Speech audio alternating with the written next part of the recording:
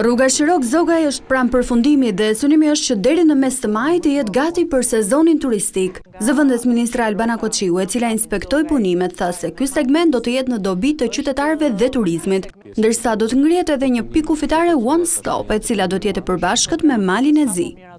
Është një segment rrugor i cili do të lehtësoj shumë lëvizjen dhe qarkullimin e qytetarëve, por edhe të mallrave.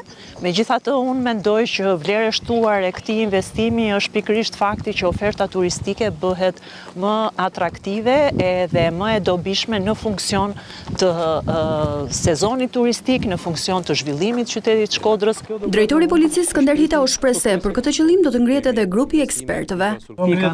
Ekspertëve për lidhjen dhe bashkimin e pikës kufitare midis Malit Zi dhe Shqipërisë, dhe kjo do bëhet e mundur së shpejti pothuajse këtë sezon turistik, ku edhe shërbimet e tjera të rendit dhe qarkullimit rrugor do jenë të përfshira në këtë aks për të ofruar siguri dhe rend për gjithë. Ministri i Infrastrukturës dhe Energjisë Enea Karakaçi, i cili para pak ditësh njoftoi edhe paketën Porta e Alpeve, tha se këto investime në Shkodër do të jenë mjaft të frytshme.